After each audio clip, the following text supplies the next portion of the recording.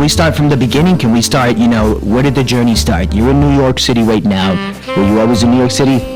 I wasn't, no. So I graduated college and, like most kids, very young, like I wasn't 100% certain about what I did or what I wanted to do. Like I thought I did. I got my bachelor's in psychology. So I knew like the psychology of people and like parapsychology and stuff like that. I actually wanted to go into sports psychology, but, Nice.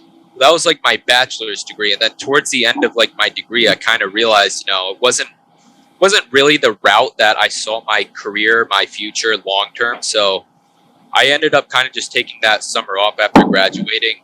And I actually took a tourist job in Alaska where I was like working for this company like Holland America, working on tours and stuff like that. And then Nice. came back. It was kind of just like a chance to like reset myself, center myself a little bit more out there. And so I came back. And my first job out of college, I worked at like an integrated marketing agency. So we worked with a lot of big name brands, Fortune 500 clients, stuff. I can't say anything about like the company itself, but I can say like we worked with, clients like Citibank, Hanley Wood Publishing, which is a big real estate company, Meredith Corporation we did stuff for, that's the publisher for like Rachel Ray, Martha Stewart Living. So a lot of big name clients that I was learning marketing at a very, very high level early on when I came out of school. And then I kind of reached a point at that job where it was kind of like a small startup atmosphere where I was like, I kind of reached my ceiling a little bit quickly. So the growth trajectory wasn't necessarily there for me. Right, a lot of people don't stay at those places for too long. That's what they want. They want you to be sort of learning, you fall in love or you don't, and then whatever happens. That's sort of how that sometimes works, right?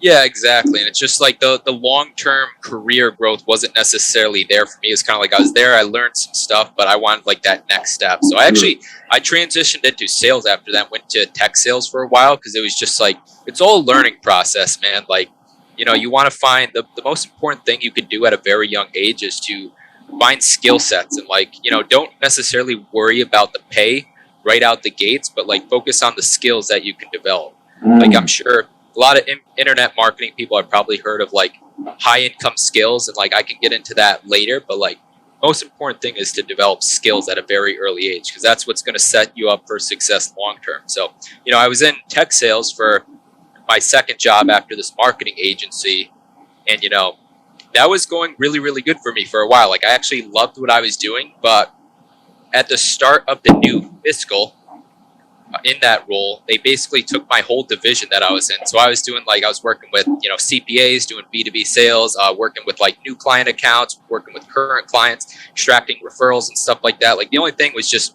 to bring in new business to the company. But at the start of the new fiscal, they split my division into two and completely changed the role to something I didn't even interview for at all. And Wow. and yeah, after a couple months of doing that, I kind of like realized, well, this isn't even like what I signed up to do. And not only was it something that I didn't really like to do anymore because they changed the job role, but also it also helps that they kind of docked pay like 50%. So my base salary and commissions pretty much went down like 50%. Tanked him. Like overnight, yeah. And so at that point, after a couple months, like I was like, this doesn't really feel congruent to the life I want to live, that sort of thing. So at that point, I began to kind of like audit the skills that I had developed at this point in my career. It was like, how can I take these skills, right? Because it's about skills. How can I take these skills and develop an income stream for myself, not doing something that like makes me want to pull my teeth out sort of thing. And obviously I knew how to run marketing campaigns and stuff like that. I was a pretty decent copywriter at the time, which is what I specialize in. And so at that point, I began searching for other solutions. And like a lot of people, you might see courses and stuff from other gurus out there. So like I went through courses, I hired coaches and stuff like that who really helped me kind of refine my offer and also like trained me to obviously develop my skills further, but really taught me how I could succeed as an entrepreneur entrepreneur and like leverage and package my expertise and bring it to the market, and then how to acquire clients, such as taking like a business development process, outbound messaging, and then obviously getting inbound DMs and stuff like that from other people, and then how to get on the phone, like how to close them, how to get business, how to get referrals, testimonials, and then how to build out like your whole sales and marketing process and run a sustainable business. And I will say one important thing too is that I am glad that before I did this agency, before I kind of jumped into entrepreneurship, I was in sales before that. So I kind of knew like the process, because if you're an entrepreneur like you are in sales, that's how you're going to make money until you can at least build out a sales, like a full sales team or something like that. That's the lifeline of every businessman. If you're not making anything, what do you got? You don't have a business, yeah. And you'll see like a lot of entrepreneurs, some of them like did, any type of sales job. Like there's this guy, I don't know if you know, like Tanner Chittister. He's a big business coach, and I think his first job was like door-to-door sales, literally knocking on people's doors. I've done that. That's all day, man. I've been out there. You're there all day, and that's at the bottom of, yep. And it builds two things, right? Like it builds character. Obviously, hearing no all the time builds your resiliency, which is what you need to succeed as an entrepreneur. But also, like, you're building your sales skills too, because that's what you have to do in order to actually, like, pay rent as an entrepreneur, right? Oh yeah, you gotta be all in, and you have to be prepared to deliver exactly what needs to be delivered in a very. You learn a lot of stuff. Absolutely, I mean. You really do, and I don't know if I recommend it for everybody, but it's sort of like if you don't have these natural traits, which is like rejection and being able to like, learn a script. I guess I learned that when I was, doing acting, so I had that naturally. But skills, it's back to what you were saying, and I like what you were on about the skills. You want to keep getting the skills, and I have a lot of questions, but I just like what you've been going with and what you were talking about, and I keep going, man. I mean, I like what you were saying. Yeah. I mean, when it comes to skills, obviously, like I would say I knew that this was possible, right? Like a lot of people who want to go into internet marketing and entrepreneurship or anything for that matter, right? Like a lot of times some people don't even see that as like an option for themselves. Maybe they watch like mom and dad and they figure like the path is, it's like that kind of dogma of like go to college, get a degree, get a job, a 9 to 5, and then like start your own nuclear family, have a wife or a husband or something like that, and like have children and stuff. So some people never even really like think of alternatives, that sort of thing. And I knew that that wasn't going to be the path for me, like going through college. I just like knew at some point in time I was going to be an entrepreneur, have my own business, that sort of thing. And so like going through college, I was reading lots and lots of articles of like people, I was thinking like maybe I would want like a blog or something like that. There's obviously a lot of people that are like, own their own blogs and stuff like that. And that's how they kind of establish their marketing funnel, get content out there. They drive traffic to their blog, and then maybe they offer some type of service on their blog, like whether they're a fitness coach or like a time management consultant or like a financial advisor. There's all these different niches that people, can be a part of and how they can sell their services. And a lot of them are just, getting clients and stuff through online channels. So like I knew that was something that I was interested in. And then I was obviously following guys like, Jason Capital and like Dan Locke and, a lot of internet marketing gurus who kind of like taught you those skills and like showed you how you can actually like build out like a digital marketing funnel and, manage that whole process. Absolutely. And now, so did you decide that this was something you knew you could do yourself? Because I remember you saying you started to take courses with people you were following, right? How were you differentiating the courses that you knew you wanted to learn from? Because like you said, there's a lot of these guys now, the people you mentioned, they're the pioneers of it all, right? They were doing it. Now you got a lot of people who sort of they have the courses, but it might be bogus, right? How were you finding out the right places to invest your money in, because, as an entrepreneur, you got to save your money. You got to play it smart. Every dollar, it goes to the right investment, and you were investing into courses. You could have gone to a graduate program. You did psychology.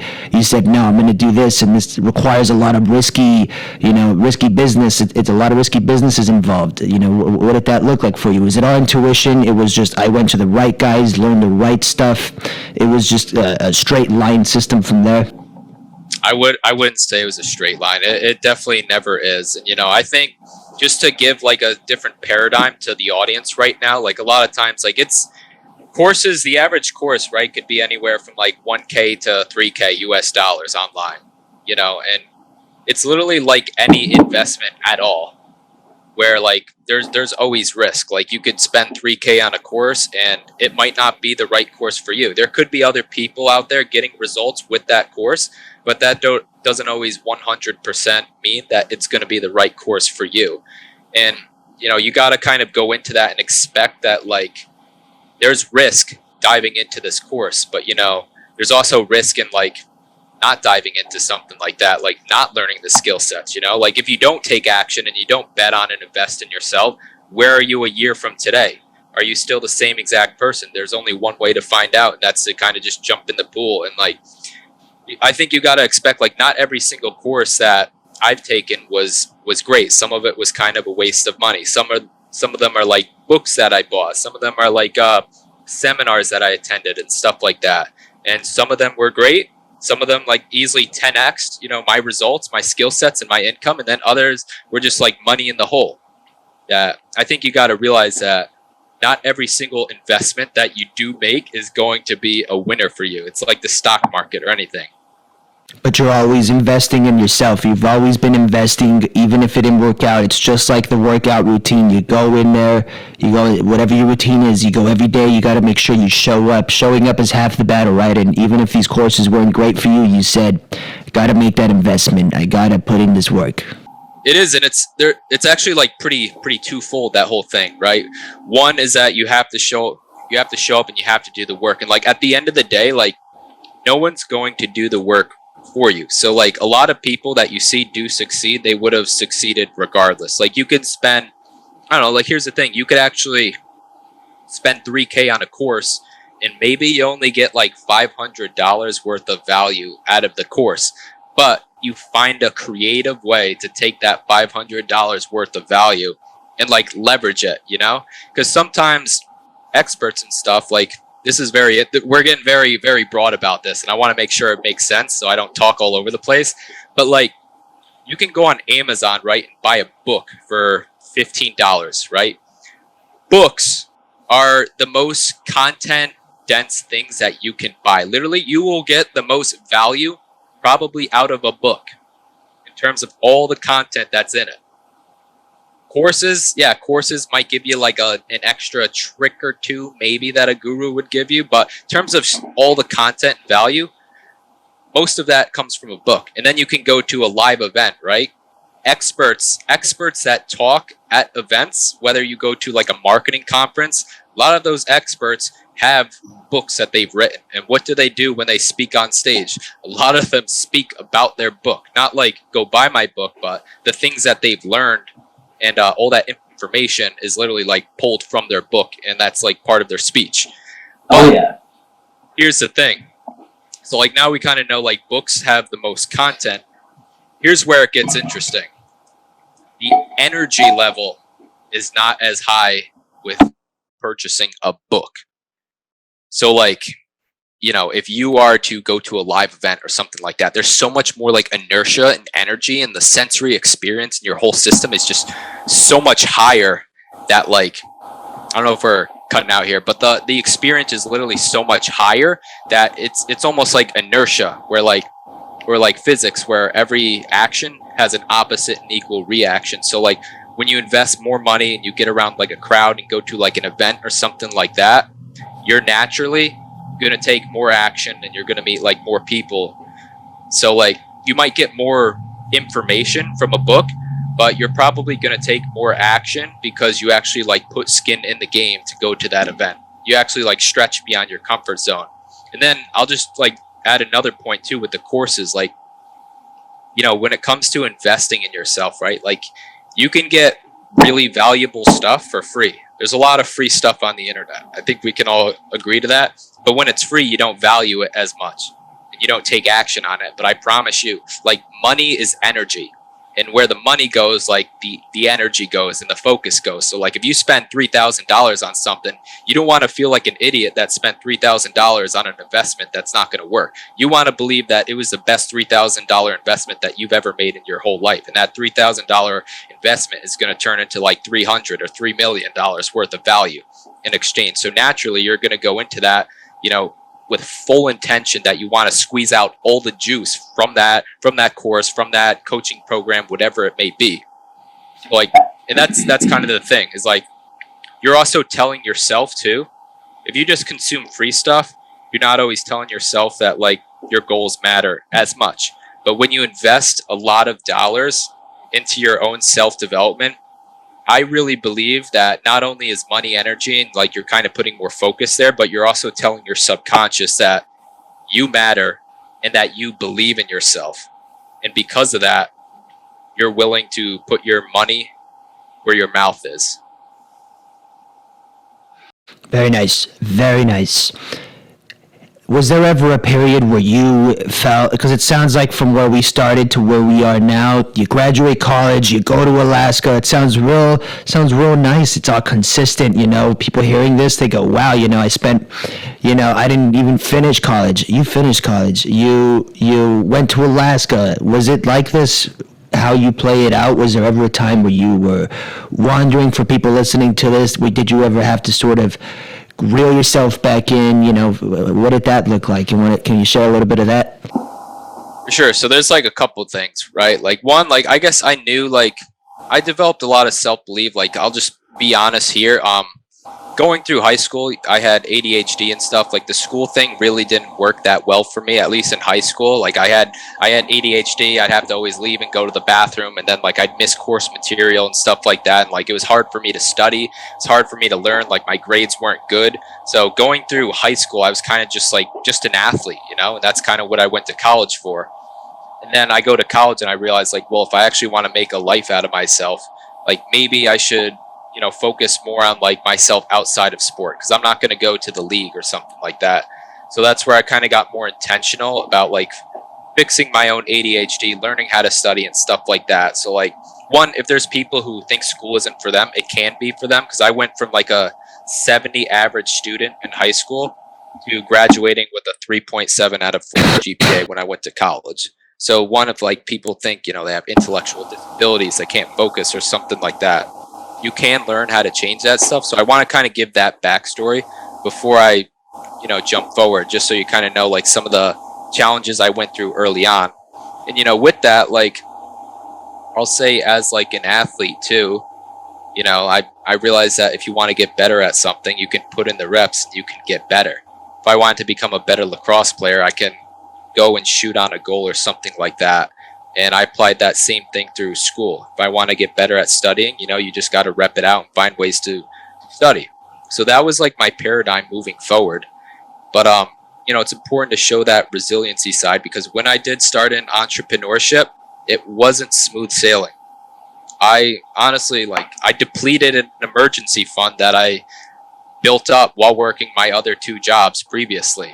Totally went into the hole. I invested in coaching, and I think it's important to realize that with entrepreneurship, like we hear these like prima donnas that succeed in like 30 days or so, but the fact, like most people, it's probably going to take it's going to be way harder, and it's going to take way longer for you to succeed at something. So like I jumped into entrepreneurship honestly in September of last year, right? And then after that, like I went into the hole. I moved to Miami. I was making some sales, getting some projects and stuff like that. My income was up. And then guess what? You don't have a base salary. I was never used to not having like a base salary, even at my first sales job, right? Like you make a lot a month, but you always still have that cushion with your base salary if you're not in 100% commission sales. So I moved to Miami. I spent 2 months in Miami. This is like October, November, after I kind of had a little bit of success. 2020. 2020, yes, last year. And so my income was like up and down, right? Very, very inconsistent. And it got to the point where, December, like I kind of played it off. I was like, nobody can know that I moved and I was into entrepreneurship, and like I'm not doing as good as it may seem like I'm doing right now, whether it was ego or Right. whatever. But like, yeah, so I went back home for the month of December, just went home for the holidays. But the reality was I couldn't afford to pay rent for another month in Miami because my income was not as consistent there. And this is after I depleted a whole emergency fund and I invested in coaches, courses, and mentors. So what'd you do? How you're in Miami? You made the move. What happened next? What'd you do? That's pretty hard to. That's a reality, but that's a difficult one. You could have easily went the other way and said, this is way. I'm gonna use this psychology degree. I'm gonna go there, and you kept going. How did you keep going? How did you prevail from this? I think because I always just knew like very early on that I didn't want to work a 9 to 5 because that was literally what I just left. And a corporate company can literally change your job. They can change your job description and they can eliminate 50% of your pay like overnight. Like that's what happened to me, what I described earlier. And it was also a persistence thing and a resilience thing and like a belief thing. And it was like, no, like I'm not gonna quit. Like I don't care if this shit takes me 10 years. I set out to do this and to succeed as an entrepreneur, and like I'm going to do it and do it and do it until I actually have the results and it works out for me. And like I don't know, I can't really coach somebody up on how to like build up that resiliency. Like I was an athlete, and like obviously I had learning disabilities in high school that I fixed like in going through college and whatnot. But like it's always been a part of my character. I don't know if it'd be going off on a tangent just to say like resiliency always begins with like optimism that there's a better future. So I think maybe that I was optimistic and that I knew like, hey, there's other people that I know that are succeeding in entrepreneurship right now. And like if they are, why can't that be me? And part of one of the coaching programs that I was in, like obviously it's a community, right? There's other people building businesses as well, just like I was. Like obviously some people struggle, some people are doing really, really well. That's the power of having a community, having a group of people that are trying to achieve the same thing, because you kind of realize like entrepreneurship and like trying to make money online and all that can get very, very lonely at times. So it's very important to not only surround yourself with people who believe in you, but also people that are like you, that are trying to do the same thing as you. So like if you want to be an internet marketer, like make friends with other internet marketers. If you want to be an entrepreneur, like make friends with other entrepreneurs where you guys can kind of talk about like your struggles, because that helps too. Because a lot of times like we can get very down in the dumps when we have struggles because we think these struggles are like tailored to just us, right? Like our world. But when we talk to like another entrepreneur or internet marketer, we can kind of realize like, hey, like they're going through the same thing too. Like we're in this together, and like we can both climb out of this rut together ourselves. So, I just having that sense of community and staying persistent, keeping that belief, surrounding myself with the right people, I'll kind of tailor off the end of that story, like how I fixed it. But, I couldn't afford, this is November, where I couldn't afford rent anymore. Realistically, if I had the income and I could afford rent, I would have just flew home for like 1 week for Christmas. But the reality is I went home for the whole month of Christmas because I could not afford rent. I was freaking broke as shit, man. And like, so I went home. I literally worked in my mom's basement. Like, you'll hear this. It's kind of like this story. Like, I know Jason Capital did the same exact thing if the audience knows him. But I'll just say, like, yeah, literally grinded in my mom's basement for like 18 hours a day. And like, I wouldn't do anything. Like, I would wake up.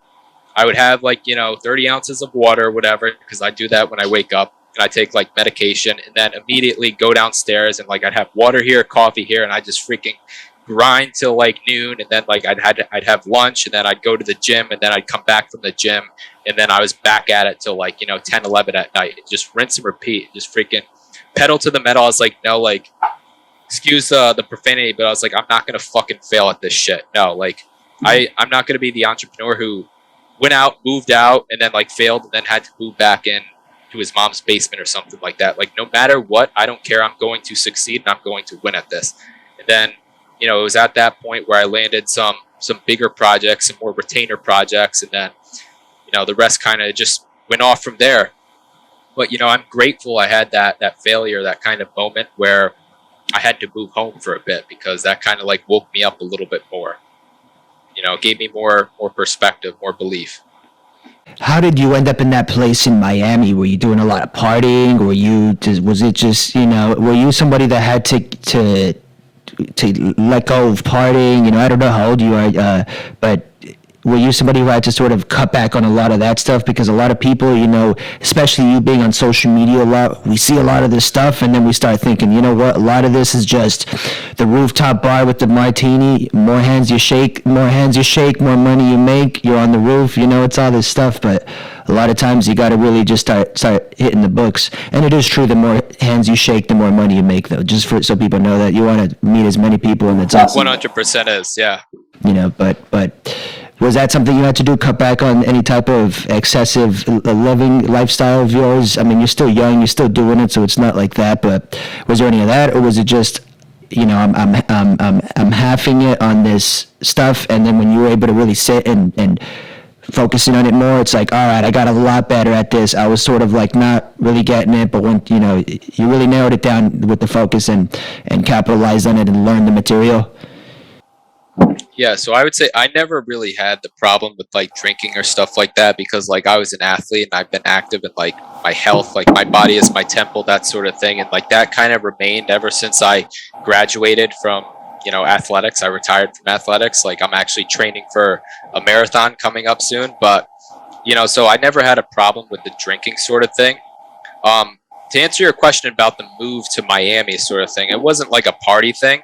It was kind of like twofold. One being that like, I was actually listening to a lot of Dan Pena at the time, and like one of his things is like, get the hell away from your family, like, that sort of thing. And like, I do believe that, because when you're around the same circle that you grew up in, it's kind of hard to like hatch that shell sort of thing, right? Like sometimes you kind of have to like get away and like focus on yourself for a bit, kind of like learn more about yourself, develop more self-awareness. So I had never been to, so one, like I knew I had to get out of my hometown that I was in at that certain time, and I had to go like be by myself, and that was going to like kickstart kind of living on my own and like that whole process. So one, like I knew I was going to go somewhere. I had to go somewhere. Two, I had never been to Miami before in my life. So I was kind of like, oh, it seems pretty cool. Like, what's a good place that I could kind of go? And like, yeah, that's where I decided like Miami. And I remember like I drove down from New York all the way down to Miami or whatever, and spent the 2 months there.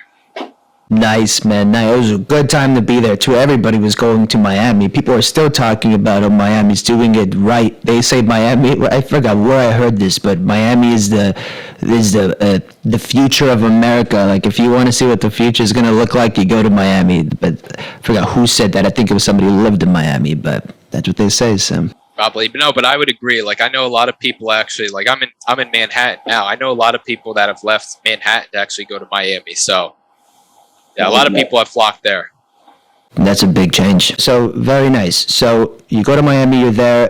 The scenery was so you were still putting in. There's a lot of people doing that stuff in Miami, though. That seems like a lot of these internet marketers come out of Miami for some reason. Were you able to make a lot of connections out there? Were you capitalizing on being in the area? And nah.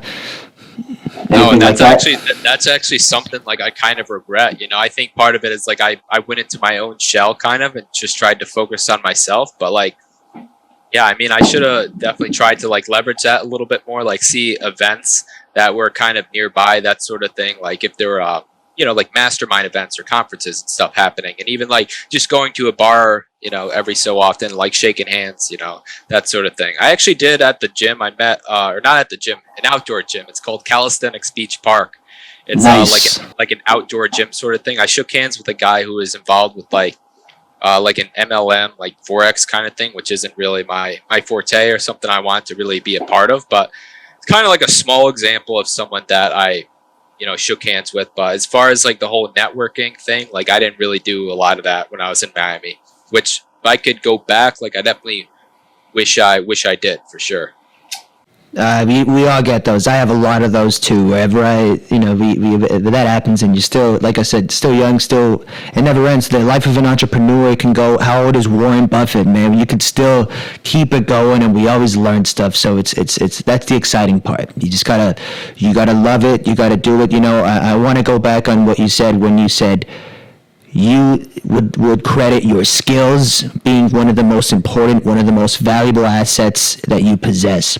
That being said, I don't think we listed those, but would you say it was resiliency, it was self-confidence? Can we get a little bit into that? What are these skills? What are the skills that you would say are important for people who are listening to develop if they want to do something like this? Maybe they're not as naturally gifted with these. A lot of these things seem to have come natural to you, maybe because you were doing sports, and with sports you learn you got to put in work, you get what you put in. That's a really nice thing to learn early on. What are the skills that you find are important for entrepreneurs? Yeah. Yeah, I'm just thinking about that question because there's honestly like a lot of ways that we could take it. I think like the best way is like the skill sets of an entrepreneur. Well, first, it's a mindset before learning any skill. You have to have the mindset, and you have to have a growth mindset, If you don't know what a growth mindset is, there's a great book called what's it called? I think just look up Growth Mindset by Carol Dweck.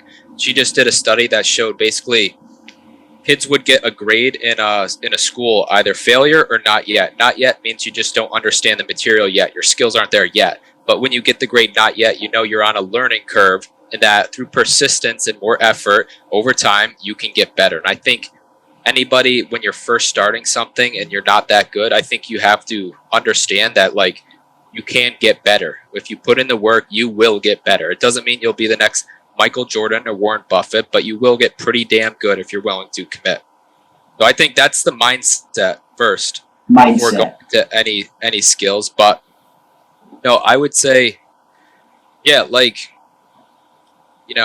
there's this guy Sam Ovens that recommends 4 different categories of books, and these are 4 different like kind of things you got to learn from. One is mindset. You always like your mindset. Literally, a lot of people believe it's success is 80% mindset, 20% tactics, and like I'm telling you, even if your skills are at a 9 out of 10, but you in your head believe you're a 7 out of 10, like you will never perform like a 9. So you always have to have the belief, like mindset is something you should train over and over and over again. The most elite competitors, most elite business people, most elite whatever, always work on their mindset because that is what drives everything else. So focus on your mindset. 2, sales. You got to learn sales. Absolutely. If you learn sales, like you will never have money problems.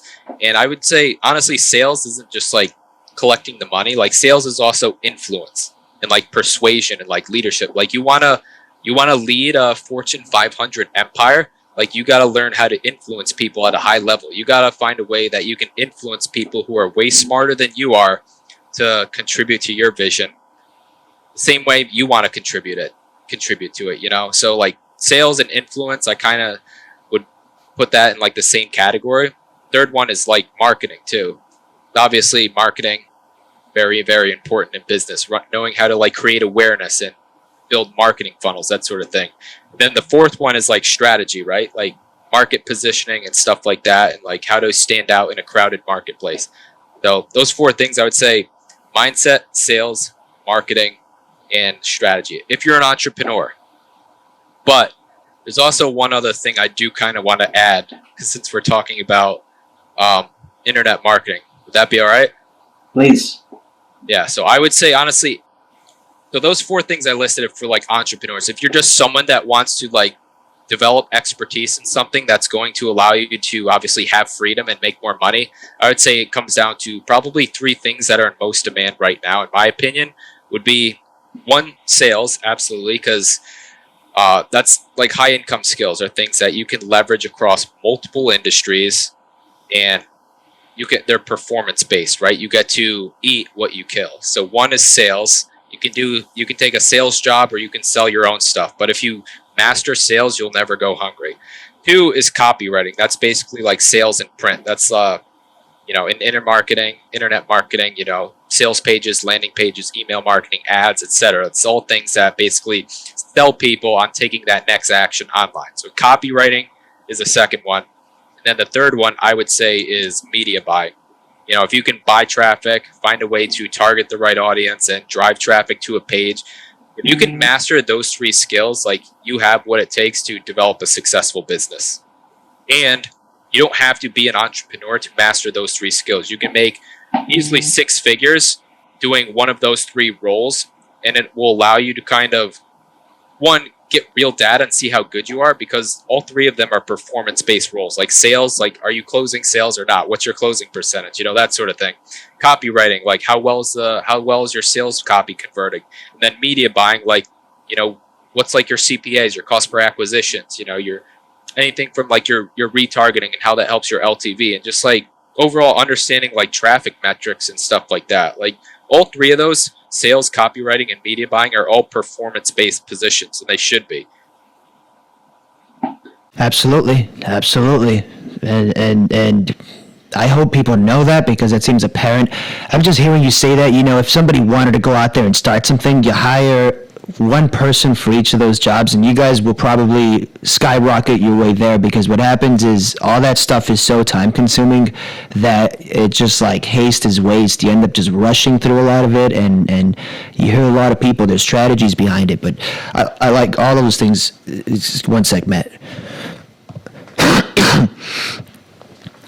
I like all those things that you said. It makes a lot of sense, and it's huge. If you want to be somebody who doesn't work at a 9 to 5, is not working for somebody else, like you said, the sales thing is huge, because you got to eat what you kill, and that's just the reality of it. And it feels much better. I remember just the feeling of knowing you can do something like that. The first time, it's like getting bit by the bug, and you're just like, dude, I'd never want to do anything else. Like I want to go, maybe because, I'm a man, but I obviously this goes for both genders, but you feel like a hunter-gatherer, it feels like you're missing something when you're not grabbing what needs to be grabbed to survive, it feels so nice, and it's amazing, and with this new way of doing it, with the internet marketing, with social media, what are you using? Are you just on Instagram? Are you on TikTok? Are you capitalizing on LinkedIn?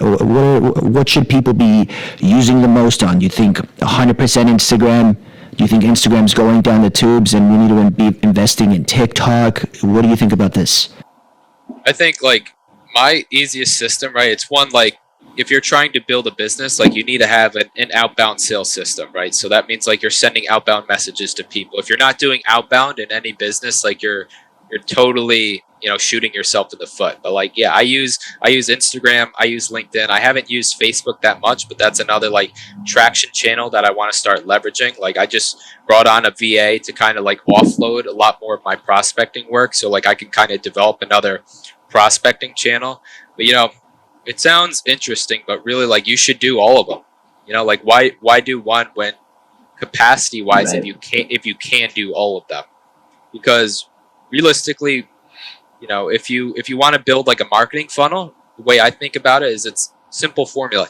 Traffic plus conversions equals, sales, or your goal, right? So traffic, like if you're on Facebook, Instagram, LinkedIn, and like you can literally automate all of these. So you put out content on Instagram, you can take that same post, that same caption, leverage it on LinkedIn, and then you can take that, and you can also put it. I don't know if my WhatsApp's going off. I don't know if you heard that, but you can literally take the same captions and everything and leverage that on LinkedIn, Facebook, Instagram, and then you can shoot TikTok videos. And I know people that Instagram doesn't want you to upload TikTok videos to Instagram's platform, obviously with that banner there. But what a lot of people will do, because TikTok's video editing software is very, very good, a lot of people will just film a video on TikTok and use like their editing tool, and then they'll go into TikTok and they'll take a screen recording on their iPhone and record that same TikTok video just so they get the video, and then they'll crop out the TikTok banner, and then they'll post that video to Instagram. Now you have a very good video edited that you can leverage across many, many platforms. Then what you can also do is like, you can have websites, you can have YouTube. Like you could literally take a topic, film find whatever it is that you want to influence people at, or what your business is. Pick a topic and, talk about it for like 10 minutes or whatever. Literally just script it out. Like, what is the one belief I want to deliver to my audience right now? And then give like 3 supporting facts to it, So like, topic, 3 supporting facts, and then conclusion or whatever, main message. And then that whole 10-minute video, you can then splice up, and that can be content for like, I don't know, a month or whatever, right? Absolutely. So, and all that content is it's just another traffic channel at the very top of your funnel that people will see, that pushes them more into the funnel. And then once you have that, like, yeah, you have to be able to have tools that like convert people, right? So, when wherever it is you're trying to drive people from those social media channels, or from Google or Instagram or whatever, like for instance, if you're using Google, say you have a website and you're also using SEO, so people like land on your site and then they go to their site, like these are all different traction channels at the very top. But what's in the middle of your funnel is like, your programs and stuff like that. So like ideally, if you're an e-commerce business or something like that, how do you drive people to your product pages or your sales pages and stuff like that? And then like you buy them, and then what's like the next step after they buy something from you? You want to get them to buy again, right? So it's like that's where things like email marketing and retargeting ads and all of that come into play, to basically drive people back to that same page, or get them to, maybe you have like a subscription model or something like that. It's all ways that you can obviously drive traffic further into the funnel to get people to buy from you over and over and over again. And like for me, I would say, of all the channels out there, the one like I specialize in, and the one that I think is the best, is email marketing for sure. Reason being, like, there's been tons and tons of studies basically that showed the ROI that most companies do get from email marketing, and consistently, study after study, it's proven to be within 40 to 44x ROI through email marketing. And like that's not just like companies like MailChimp or Campaign Monitor, like the strategy consulting firm, like the always rated the #1 strategy consulting firm in the world, McKinsey and Company, even released, I believe, like a white paper that proved email marketing has a 44x ROI as well. And the thing is, when you think about it, if you're focusing on TikTok, if you're focusing on Instagram, if you're focusing on LinkedIn, if you're focusing on Twitter, Google, those people own your platform and your audience, right? Like Facebook could delete your profile. If you piss off Facebook, Facebook can delete your profile. If you're on Instagram, like I honestly have friends that are entrepreneurs that maybe they put out some, content that maybe Instagram does not like, and say you've like put a lot of investment into your Instagram profile and you have like 20K followers, they could shut down your profile, and all those 20K followers are never seen again. Right. Same thing with like LinkedIn or whatever. I haven't heard of people's LinkedIn profiles getting shut down, but it just shows like when you're using those platforms, the owner of that, like Google owns Google, right? Facebook owns Facebook and Instagram and TikTok and so on. Like they can shut you down. But when you have an email list, email and SMS being like text message marketing, when you have emails and numbers, you own both of those. So like if your website, crashes or something like that, or your Instagram handle gets shut down, you could still email your list, and you could still tell your list like, hey, like we just got shut down on Instagram, so now we're using YouTube. And like it's a way you can continuously interact with them because you own your email list. So if you're usually emailing your list like Instagram posts and stuff like that, just as an example for like videos, some people don't use YouTube or stuff like that. They'll upload videos for content purposes on Instagram or IGTV or even like Facebook and stuff, and then they'll email their list that like, hey, I just released a new video. Or it could be like a podcast, right? A lot of business owners have their own podcasts, and then you email them like, hey, we just released our newest episode. We talked with this expert. We talked about these topics, whatever, like check it out here. Either way though, you always control the flow and the way your email list works. When you build an email list of like, I don't know, 1,000, well, actually, it depends on your, I don't want to get too much into the weeds here, but like, depending on what your service is, you could easily, if you have a profitable email list, your profit margins are high enough. Like there are people who make one guy that I follow, Justin Goff. He's one of the best copywriters in the world. I think his list is like maybe 3,000 or something like that, he says, and he easily makes like a mil through his email list. Wow, very nice. Yes, absolutely, and it all makes sense. And this is what you specialize in. You know the power of the email marketing, and also integrating the SMS is like, I imagine they go hand in hand, right? The email and the SMS these days. But that makes a lot of sense, and absolutely, it's this web of connections that's not so, doesn't feel so, I'm trying to find the right word, but just with Instagram and, like you said, Facebook, you can easily lose that. I know a guy right now who just lost his profile. He had like 40K followers. He had a lot of great people, that he knew on there, and a lot of these agents and marketers, they don't always follow you again. Like, you may have lost them and if you have that email list, it could have been different. So I hope this resonates with a lot of people, because it's important to have these things. For sure, it's the most powerful contingency plan I believe that you can have in any business. Like the best businesses, the best brands that I know are using email. Like a lot of the influencers that I follow, that I get advice from, and I would be like a customer from. Either I already have been a customer, or I probably will in the future. Is probably because I get their emails. So you already know this stuff. You already know the importance of retaining someone's connect. A lot of people think it's just meet a million people, right? You just gotta, you see the value in retaining the relationship and cultivating it and developing it, as opposed to just making lots of random interactions that don't sort of seem to have an end, an end funnel, an end receiving end, really. Nothing happens in those cases. It just sort of goes away.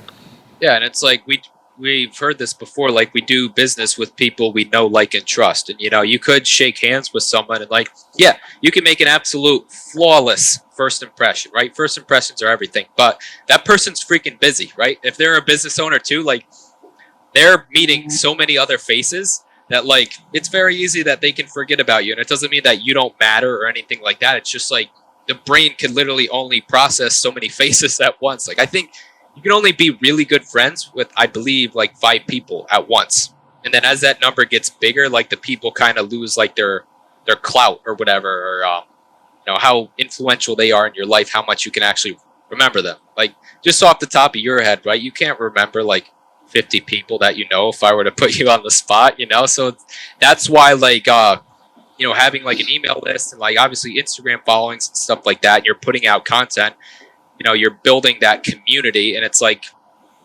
think about it. You don't have to text somebody saying, hey man, how are you doing these days? Which you can obviously check in with people, but like, it's so much easier for you to do that at a mass level when you built like a following or an email list or something like that. So now when you put out content, people see it. They're like, oh yeah, that guy. So like, a lot of times when I shake hands with like people, like I won't say, hey, like join my email list or something like that. But a lot of people that I do meet, that I want to stay in touch with, like we exchange Instagram profiles. And obviously I have like a big, not like huge, like over 10K followers, but at least like my Instagram profile looks credible. So a lot of people that I meet out in public, their chances are they're probably using Instagram too. So like I'll get their number and their Instagram too. Like obviously when I have them on my Instagram, obviously when I put out content, like they'll see me again, they'll remember me. And then it's just like, it's a powerful way too, to where people can like kind of see more of like what you're about, that sort of thing. Cause it's like, it's almost more personal too. Cause like, yeah, you can use Instagram as a marketing tool too, but it's not like you're asking like, hey man, like go to my website and like consume my free content and opt into my list sort of thing. It's kind of like, it's almost like more like buddy friend sort of thing when you're like, hey, like what's your Instagram or whatever, and you follow each other. It's like, it's less like threatening. Absolutely. And it's always the case, even when you're getting hired for a job. People invest in you along with the skills you have. And with Instagram, you're able to show a little bit more yourself, and you meet people who like that, resonate with that. And your social media is currency today. I mean, that's currency. If somebody, if somebody who had the money or probably didn't even have the money and you had the ability to offer them that blue check, they'd probably pay. If you went an auction up for that, I bet somebody would pay $1 million for that blue check, but somebody at the very least would even pay 5K, 10K, 50. They would put every dollar they had into that blue check because it's currency today. And like you said, when people see your polished social media presence, they love it. They see it. They're like, this guy, it's like, it's your resume. It's like, there's a lot to it that people can sort of extract from, learn about you. That's how I found you and how I was able to even conduct this interview. It goes a really long way. Yeah, I'll also add too, like, the people that you connect with and maybe exchange like Instagram handles with, Instagram follows with, those people might not ever like do business with you specifically. They might not even be in your market. They might just be like someone cool that you met. You just wanted to like keep in touch, but they might know plenty of people who will do business with you. So when that person sees your content out on Instagram or whatever like that, and then maybe they're like out, it's like the importance of staying top of mind for certain people, right? Like, let's just say, like, as an example, like email marketing or something like that. Like, I could meet someone that doesn't have a business, they don't need email marketing or anything like that, but they may like have a bunch of friends that need that service or whatever. Now I put out a post, that person sees a post from me, and then now like they're out whatever at one night talking to friends or whatever, or just having a conversation with a friend, and like email marketing comes up. Now since I'm top of mind, they're thinking, wait, I actually know someone who does that. Yeah, actually, here, check out his Instagram or whatever. I can introduce you to. So like there's power in that as well, of like staying top of mind of people that you do meet. Very nice. Very nice. Matt, I think everything we've spoken about today is going to resonate with our audience. There's a lot for them to dive into and take apart, so it's going to be really exciting to put this out and to see how people respond. How can people find you on social media, Matt? Yeah, just look at the Matt Hommel. So like the letter the, THE, and then Matt, MATT. And then my last name is spelled HO, M as in Matt, M as in Matt, EL. So at the Matt Hommel. Very nice. Very nice, Matt. I really appreciate you for jumping on, and you've got skills that you've mastered, and you're doing your business, and it's really exciting to hear that you're where you're at. You're in New York, and let's follow up in the future, man. We'd love to get you on again and see what's happening. Of course, man, for sure. We'll stay in touch. All right, Matt. I really appreciate it. Have a great rest of your day. You as well. Bye now. All right.